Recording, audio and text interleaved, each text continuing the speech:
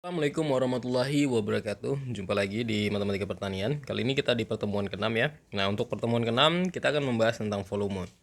Oke, kita langsung aja lihat materinya. Di sini yang mau kita bahas itu adalah tentang rumus volume bentuk peraturan. Nah, sebenarnya kalau bicara volume tentunya kalau dilihat sekitar kita tentunya banyak hal-hal yang tidak beraturan bentuknya, tapi kita bisa gunakan atau manfaatkan bentuk beraturan untuk menghitung volume dari bentuk-bentuk yang tak beraturan, ya.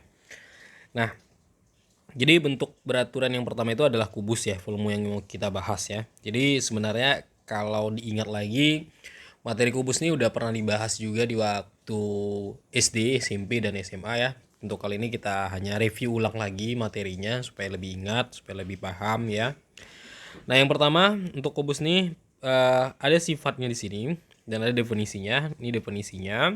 Kubus adalah sebuah ruang 3 dimensi yang telah dibatasi oleh 6 sisi berupa dalam wujud bujur sangkar gitu ya. Namun nama lain dari kubus adalah bidang 6 beraturan. Bangun kubus sebenarnya merupakan bentuk khusus dari prisma segi 4 karena tinggal sama, karena tinggi dan sisinya semuanya sama gitu ya. Kemudian sifat dari kubus mempunyai 6 sisi ya. Kemudian mempunyai 12 rusuk, mempunyai 8 titik sudut, mempunyai 4 diagonal ruang, mempunyai 12 buah diagonal ya, diagonal bidang. Oke, kita lihat lagi. Nah, ini adalah bagian-bagian dari kubus. Nah, di sini ada bidang, ini dia bidang, ada 6 ya. Kemudian ada rusuk nih, rusuk. Garis-garis ini disebut rusuk. Kemudian diagonal ruang, ini dia E ke C, ini diagonal ruang. Kemudian bidang alas nih, bagian bawah. Kemudian diagonal bidang. Nah, diagonal bidang itu bentuknya biasanya uh, kita bisa gambar seperti ini. Nanti ini tarik garis ya kemari. Nah, nanti dia jadi diagonal bidang. Ya, sorry. Bukan diagonal bidang. Bidang diagonal gitu ya. Nah, untuk diagonal bidang nih dia ya. EB. Nah, kemudian titik sudut ini ada B, ada A, ada D, ada C, G ya, dan lainnya. Oke. Nah, untuk yang ini yang disebut sebagai diagonal bidang ya, diagonal bidang. Atau sorry, bukan diagonal bidang, bidang diagonal. Oke. Nah, itu bagian-bagian dari kubus. Nah, jadi untuk perhitungan volumenya seperti ini. Nah, volume kubus itu adalah S pangkat 3, luas permukaannya adalah 6S kuadrat, ya, kemudian panjang diagonalnya S akar 2, ya, untuk panjang diagonal ruang S akar 3 dan luas bidang diagonal S kuadrat akar 2. Nah, untuk satuannya biasanya kalau hanya di suatu kertas atau paper itu menggunakan satuan senti ya, tapi kalau di dunia nyatanya atau realnya, nah, bisa kita gunakan satuan meter. Oke, jadi misal kita punya katakanlah suatu kubus seperti ini ya, ini ada kubus. Nah, dengan sisinya katakanlah 10 ya, 10 cm. Nah, maka untuk hitung volumenya adalah S pangkat 3, 10 pangkat 3 gitu ya, 1000 cm pangkat 3. Nah, itu adalah hitungan dasar dari kubus ya. Nah, saya rasa kalian sudah lebih paham ya mengenai hitungan kubus ini, karena udah berulang kali dibahas juga untuk hitungan kubus ini. Kemudian yang kedua ada balok. Nah, balok sebenarnya mirip ya, hampir sama dengan kubus, cuman ada beberapa sisi dia yang panjangnya berbeda dengan sisi yang lainnya. Nah, di sini ada sifat-sifat balok dan juga ada definisi dari balok ya. Nah, oke, sifat-sifat balok ini seperti ini dia. Ada sisi-sisi yang sama panjang, ada yang berbeda ya. Ada diagonal ruang, ada diagonal bidang. Nah, detailnya seperti ini. Nah, di sini bidang alasnya, bidang atasnya, kemudian ini ada diagonal bidang, diagonal ruang, nih dia. Kemudian ini bidang diagonal. Nah, biasanya di sini disebut sebagai panjang, ini lebar, dan ini tinggi ya dari suatu balok. Nah, untuk volumenya, hitungan volumenya seperti ini. Volumenya panjang, lebar, kali tinggi ya, PLT. Luas permukaan balok 2PL, PT, dan LT. Kemudian panjang diagonalnya ini dia ya. Ini dasarnya dari Pitagoras, ini juga dari Pitagoras ya. Nah, kemudian P itu apa? Panjang, L lebar, T tinggi. Jadi kalau misalkan kita punya balok seperti ini ada balok ya. Nah, ini panjangnya katakanlah 10, lebarnya 3 dan tingginya katakanlah 2. Nah, maka volumenya panjang kali lebar kali tinggi. Berarti 10 kali 3 kali 2. Ya. Nah, berarti 30 ya. Kali 2, 60. Senti pangkat 3. Nah, itu satuannya. Nah, ini rumus dasar ya. Sangat dasar sekali. Yang berikutnya ada limas. Nah, ada limas ya. Di sini ada sifat-sifat dari limasnya juga, ada definisi dari limasnya. Nah, jadi limas merupakan sebuah bangun ruang 3 dimensi yang telah dibatasi oleh alas ya dengan bentuk segi N. Nah, ada yang segitiga, dan segi 4, segi 5 dan lainnya. Dan bidang sisi tegak dengan bentuk segitiga yang saling berpotongan pada satu titik. Ya, itu definisi. Nah, sifat limas ini dia punya 8 buah rusuk, punya 5 sisi, satu sisi yang berbentuk segi 4 berupa alas dan 4 sisi. Lainnya yang memiliki bentuk segitiga dan merupakan sisi tegak. Mempunyai 5 titik sudut, 4 sudut yang berada di bagian alas, 1 sudut berada di bagian atasnya atau puncaknya. Oke, kita coba lihat di sini limasnya. Nah, di sini ada beberapa limas yang sering ditanyakan. Ada limas segitiga beraturan, limas segi 4 beraturan, limas segi 5 beraturan, limas segi 6 beraturan. Ya, dia dilihat dari berdasarkan sisi alasnya ya, bagian alasnya. Jadi kalau ini kan segi 6 ya, ini segi 5 alasnya, ini segi 4 alasnya, ini segi 3 alasnya. Untuk volumenya sepertiga luas alas kali tinggi. Tentunya volumenya didasarkan dari luas alas ya. Nah, kenapa ini disebut luas alas saja? Karena untuk alas ini kan tergantung dari bentuknya. Kalau segitiga kan luas alasnya apa? Segitiga. Luas alas segitiga itu dasarnya adalah alas kali tinggi bagi 2. Kalau segi 4 beraturan, kalau ini misalkan adalah persegi, maka dia sisi kuadrat. Kalau dia persegi panjang, panjang kali lebar gitu ya. Nah, kalau segi 5 ini biasanya menggunakan aturan kosinus atau sinus untuk menghitung luasnya ya. Nah, kemudian juga sama untuk ini. Kita nggak bisa menggunakan rumus baku yang ada. Biasanya nih ada di materi trigonometri biasanya dibahas bagaimana cara menghitung luas dari bangun datar segi banyak atau segi N gitu ya.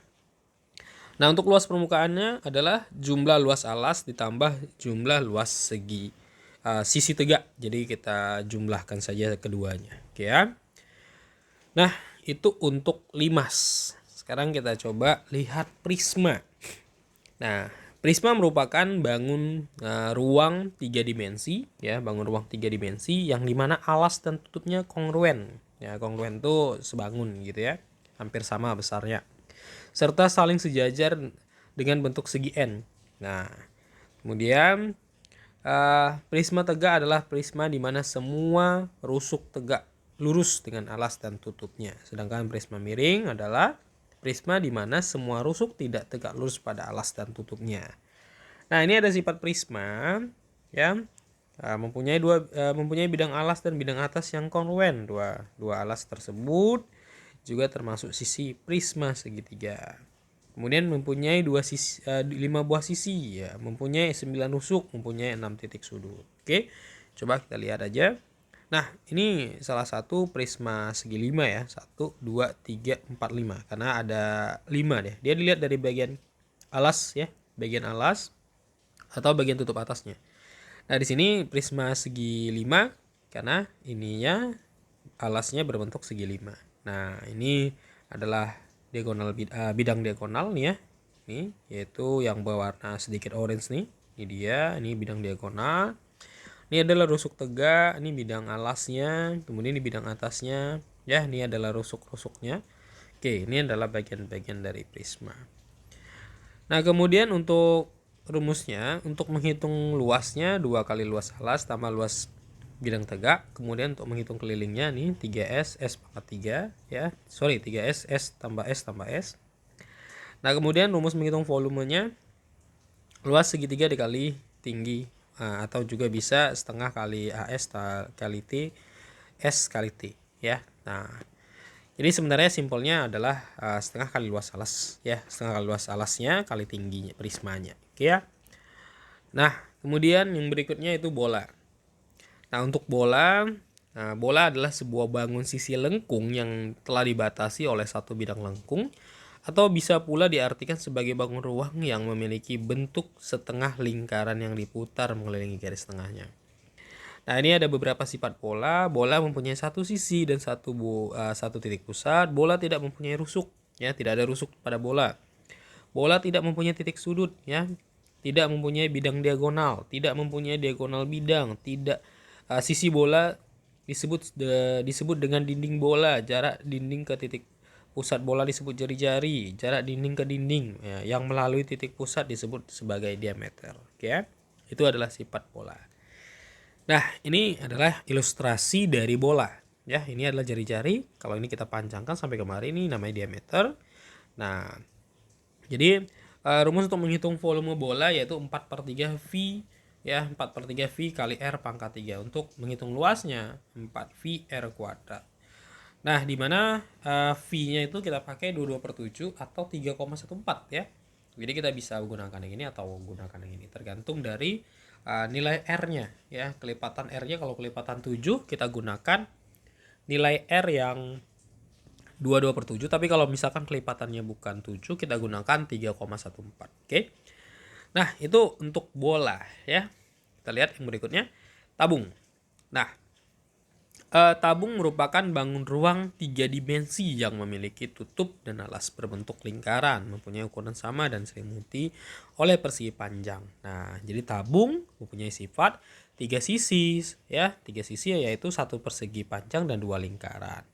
Tidak mempunyai rusuk dan titik sudut, tidak mempunyai bidang diagonal, tidak mempunyai diagonal bidang. Nah, tabung mempunyai sisi alas dan sisi atas saling berhadapan kongruen, ya, sama besarnya. Nah, tinggi tabung adalah jarak titik pusat bidang lingkaran alas dengan titik pusat lingkaran alas, ya. Bidang tegak tabung berwujud lengkungan yang disebut sebagai selimut tabung. Jari-jari tabung berwujud jaring-jaring tabung berwujud 2 buah lingkaran dan 1 buah persegi panjang. Oke, kita bisa lihat seperti ini. Ini adalah bentuk tabung, ya. Nah, jadi rumus untuk menghitung luasnya VR kuadrat, ya. Luas alasnya karena dia berbentuk lingkaran. Untuk menghitung volumenya VR kuadrat kali T. Jadi luas alas kali tinggi tabung, ya. Kemudian untuk menghitung keliling alas, 2 VR. Ya, ini adalah rumus keliling alasnya yang berbentuk lingkaran, jadi rumus keliling lingkaran. Untuk menghitung luas selimutnya 2 VRT. Untuk menghitung luas pada permukaan tabung, 2 kali luas alas, ya, ditambah luas selimut. Oke, itu untuk tabung. Nah, sekarang kita lihat yang terakhir nih, kerucut. Kerucut merupakan sebuah bangun ruang mempunyai alas yang memiliki bentuk lingkaran dengan selimut yang mempunyai irisan dari lingkaran. Kerucut mempunyai 2 sisi, ya. Kerucut tidak mempunyai rusuk. Kerucut mempunyai 1 titik sudut. Jaring-jaring kerucut terdiri dari lingkaran dan juga segitiga. Oke. Tidak mempunyai bidang diagonal, tidak mempunyai diagonal bidang. Oke, nah kita lihat kerucut seperti ini. Ini adalah bentuk dari kerucut. Oke, nah rumus volumenya sepertiga VR kuadrat kali T, nah, atau VRR. Luas untuk menghitung luas, ya. Rumus untuk menghitung luasnya, luas alas ditambah luas selimut. Nah, kemudian untuk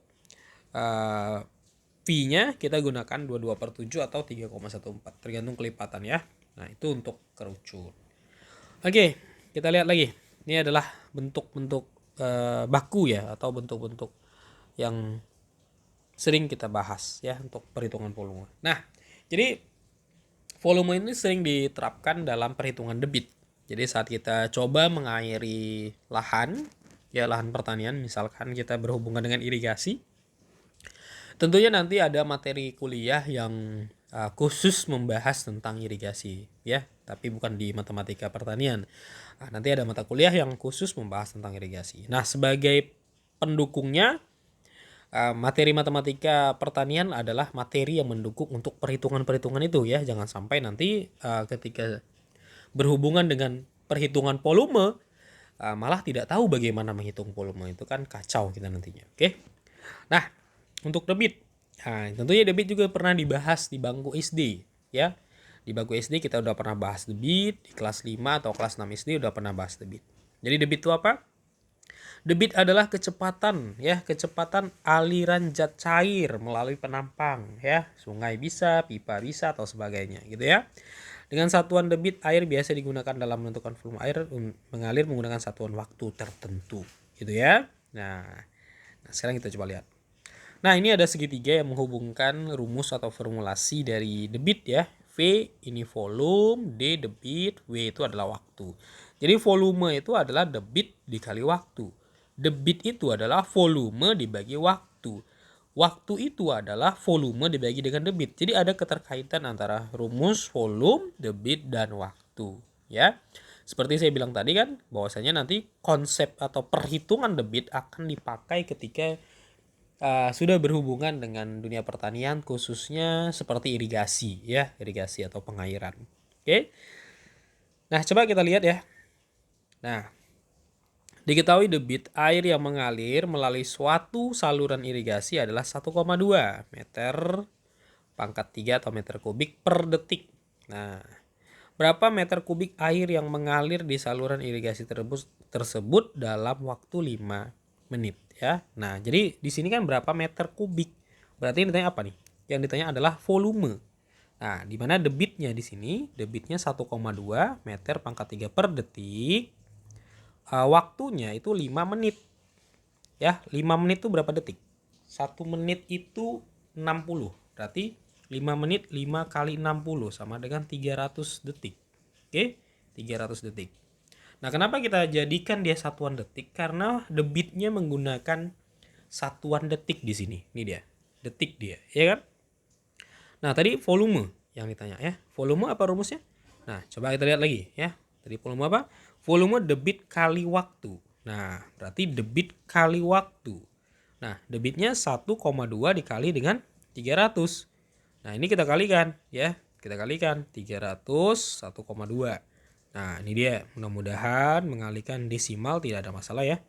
Nah, ini 3 kita jumlahkan ya. Nah, ini satu angka di belakang koma berarti coret nih 360 meter kubik. Nah, jadi dalam waktu 5 menit maka volume dari air tersebut adalah 360 meter kubik. Nah, tentu ini akan dipakai, konsep ini akan dipakai ketika kalian nantinya terjun saat berpraktek tentang irigasi ya. Jadi konsep debit, volume itu sangat dibutuhkan ketika berhubungan dengan dunia pengairan ya. Nah, atau irigasi khususnya. Oke, kita lihat ya. Nah, ini ada satu tugas, saya tidak kasih banyak tugas, satu saja tugas untuk mata kuliah kita hari ini ya, pertemuan kita yang ke-6 kali ini. Nah, di sini ada perhitungan debit yang harus kalian lakukan. Nah, silahkan dikerjakan nantinya soalnya. Kemudian untuk instruksi bagaimana pengerjaan nanti saya kirim di grup WA saja ya instruksinya. Oke, sampai jumpa pada pertemuan berikutnya. Terima kasih untuk perkuliahan hari ini ya. Semoga bermanfaat. Assalamualaikum warahmatullahi wabarakatuh.